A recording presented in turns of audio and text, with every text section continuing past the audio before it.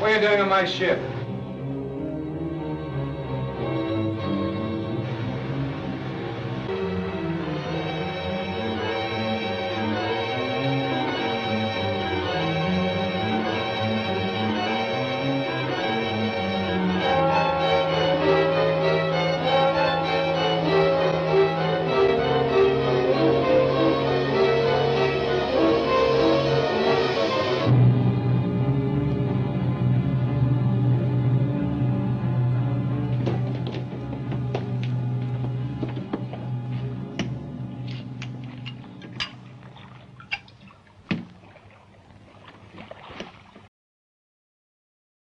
I'm afraid that you're wasting your time. The more I think about this thing, the more certain I am that I imagine the whole business. No, I think you will find that your wife is perfectly right. There is, I can assure you, a very powerful psychic influence here in this ship. This all-pervading smell of cigar smoke, for instance. So you can smell it too? Yes, as soon as I came down here. Well, why can't I smell it? Because you don't happen to have what we call a clear olfactory perception. Oh, yeah? What might that mean? Well, it's a psychic perception that comes to a natural medium through the sense of smell. Your wife has it. It's a very simple and primitive characteristic. What's most remarkable is that you, who are too insensitive to receive so simple a phenomenon, have experienced an actual materialization, which is one of the most advanced forms of manifestation. Look, I've always believed that there is nothing which hasn't got an explanation in terms of common sense. Well, what else is science if it's not common sense? We know perfectly well that so-called phenomena are merely a matter of vibrations. Look, I only believe in what I can see. Is that so? And do you mean to say that because you can't see or hear the vibrations in the ether, that there are no radio or television programs going on at the moment? Oh, I know all about that. Well, then why do you refuse to accept the fact that there are other vibrations emitted from the human brain? Why should I? Well, how else do you account for thought transmission? And even you must admit that that is an established fact. No, the vibrations are here. It's simply a matter of having a suitable receiver. I think I can show you a little experiment that will help your husband to understand. Well, you know what these are? Just simple, ordinary tuning forks, giving out different sounds and vibrations. Now listen to them.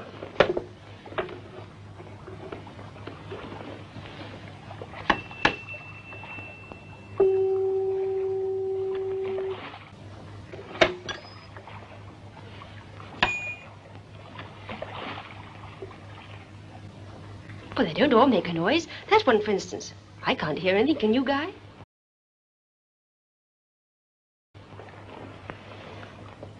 Oh, don't. Oh, no, I can. It's tremendously loud. You listen, Guy. Gosh, that's fantastic.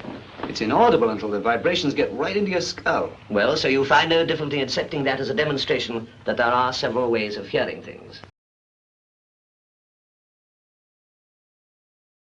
I mean, you believe that no sound came out of this fork until I applied it to your forehead, right? Mm-hmm. Now I'll show you something else.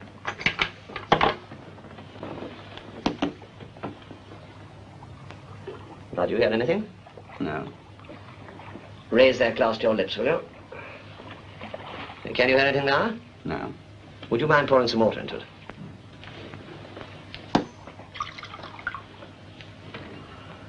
Now, do you hear anything?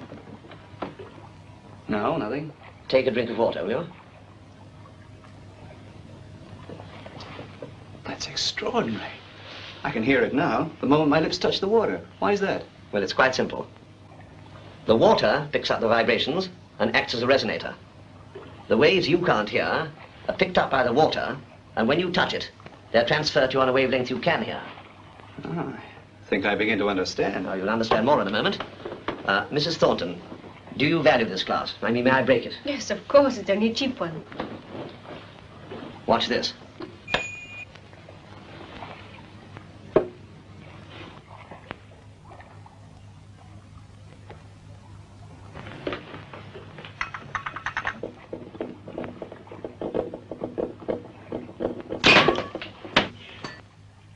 That's extraordinary. It's quite simple.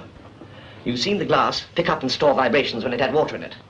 And you've seen the glass destroyed by vibrations that were inaudible to us. Now, what deductions do you draw from that? You tell me. Well, just as you've seen vibrations stored in a glass of water, so vibrations emitted by a human being in a state of great mental emotion can be stored in some other inanimate objects, such as, well, the walls of this room, practically anything. And these vibrations can be reproduced by means of a suitable receiver, thus causing so-called psychic phenomena. Yeah, but we haven't got one. You must understand when I said receiver. I don't mean some sort of super wireless set. Everybody is, in varying degrees, a receiver of psychic vibrations, like the glass I showed you in the experiment. Now you, being a very materialistic person, are less sensitive than your wife. If everything you say is true, how do you account for the fact that if I'm less sensitive than Margaret, it was I who saw the thing? And that, you say, is a very advanced form of manifestation. Well, why did I see it only once? The chief engineer was in the engine room for months before he saw it. Well, perhaps conditions were more favorable in the engine room. It's like developing a photographic negative. You win, Dr. Fawcett. You've got an answer for everything. Naturally.